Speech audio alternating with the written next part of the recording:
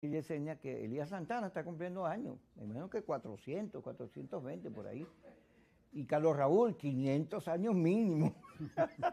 Carlos Raúl Hernández. Seguimos con Gustavo Márquez. Estamos hablando de la cosa petrolera, los americanos y el rollo interno. Yo te había interrumpido. Sí, fíjate que te hablaba de dos agendas, ¿no? La que tiene Estados Unidos a nivel global, como imperio de dominación, y la agenda interna nuestra que está tutelada, no tutelada, pero sí muy influida por Estados Unidos desde hace mucho tiempo. Por lo menos en estas 2 décadas ha tenido que ver muchísimo, especialmente en los últimos tiempos. Bueno, en Qatar se firmó, el gobierno de Maduro y el de Estados Unidos firmaron un acuerdo que se está reflejando en toda esta cosa de la flexibilización de las sanciones, la liberación de algunos presos políticos, lo que significa el Acuerdo de Barbados. El Acuerdo de Barbados es consecuencia del que se firmó en Qatar. Y allí, pues, como sabemos, se plantea ir se aceptó la observación electoral, se aceptó una cantidad de cosas que no voy a repetir, pero que permiten, pues, que estas elecciones puedan ser mejores que otras, ¿no? Que sean más observadas, más vigiladas y donde la oposición tenga ciertas garantías.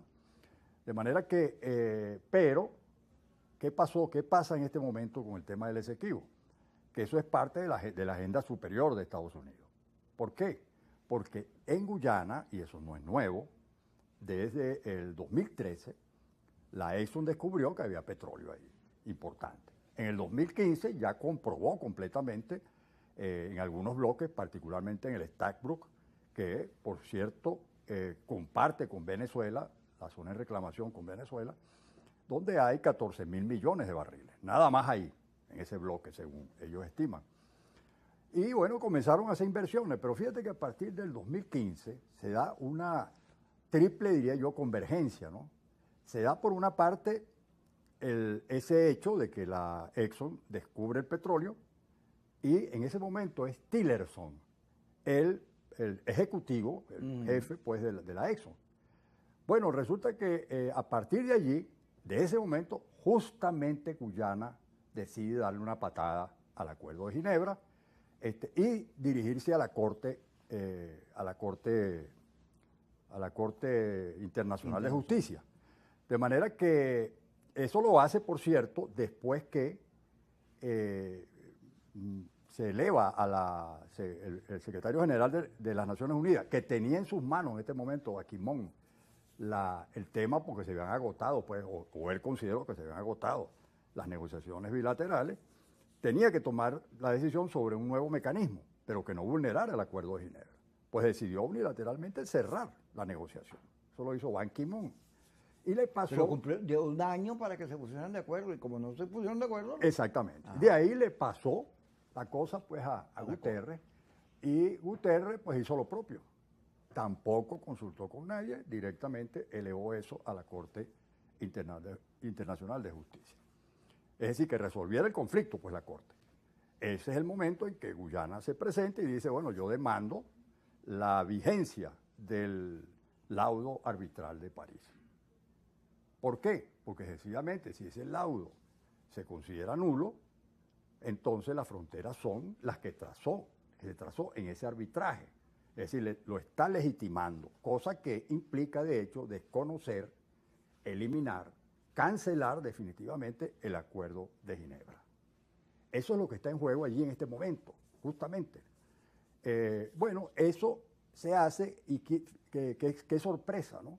Que resulta que en Venezuela en el 2015 comienza a intensificarse la polarización, el conflicto político entre la Asamblea Nacional, el Ejecutivo, etcétera, porque gana la oposición.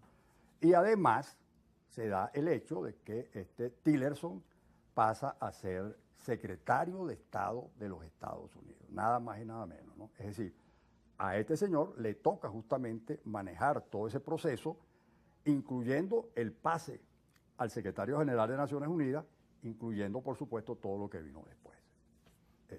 Ahora, ¿qué ha ocurrido allí? Se han hecho grandes inversiones. Ya hay contratos firmados, grandes inversiones, de manera que se trata de un hecho cumplido, absolutamente cumplido, violando el Acuerdo de Ginebra porque ya ellos no lo reconocen, no lo reconoce Guyana, me refiero. ni tampoco lo reconoce la Exxon, porque si la Exxon lo reconociera, cuando le hizo Venezuela la advertencia, cuidado, que eso es una zona en reclamación, ellos siguieron adelante, se hubiese paralizado. Ellos también están confiando en que eso se eliminó. De otra manera no metieran miles de millones de dólares allí, no comprometieran todo eso, que ha generado un impacto muy importante para la Exxon, porque eso eleva las acciones de la Exxon inmediatamente que logra incorporar reservas petroleras, lo cual sin duda hace que sea prácticamente irreversible, ¿no? Es decir, si tú, una empresa como esa, ¿no?, dice, yo meto los reales aquí, es porque tiene todo controlado, de otra manera no es posible. Y si Estados Unidos sale a decir claramente, yo apoyo a Guyana, quiere decir que está rompiendo con Venezuela. Porque Estados Unidos históricamente había venido reconociendo a Venezuela y a ese acuerdo de Ginebra. Esa es la realidad política, que por cierto está por encima. Pero eso no tiene que ver con que Maduro, por el discurso revolucionario antiimperialista, se convierte en un factor inseguro como proveedor petrolero, deja de ser lo que era todo el mundo aquí. El barco siempre llegaba, hasta con Chávez, el barco llegaba siempre a la hora y al lugar con el petróleo que los americanos requerían. No, para nada, porque acuérdate que Venezuela tiene una tradición de más de 100 años con las empresas petroleras, aquí está todas, Chevron, y obviamente no hubo un acuerdo con Exxon, o mejor dicho, ya no aceptó las condiciones que hizo el Estado soberanamente, tomó Venezuela. Si ellos lo consideraran inseguro, de todas maneras te puedo decir algo. No solo ha habido flexibilización de las sanciones, sino que ha habido flexibilización del propio gobierno frente al tema petrolero, porque de hecho en la práctica la gestión y el control de las operaciones la tienen las empresas privadas. Es decir, si bien eso no está escrito, sí es verdad. Es verdad, y está claro porque aceptaron el contrato de 1000 páginas que estaba en la OFAC, lo aceptó Venezuela. Es decir, aceptó todos los términos de la apertura petrolera que teníamos en el 98. Es decir, se reeditó por la vía del hecho. De manera que no hay forma de uno pensar que están viendo la cosa insegura. Si estuviese insegura, no estuvieran viniendo todas esas empresas. Juan Barreto dijo aquí que el candidato de los americanos era Maduro. Bueno, de cierta manera uno pudiera decir eso también, ¿no? Porque efectivamente esas condiciones se han logrado en el gobierno de Maduro. Te he hablado de la apertura petrolera. Ahora, fíjate tú qué pasa, ¿no? Yo lo que quiero es decirle a todos los venezolanos, pues que tenemos que dimensionar las cosas, ¿no?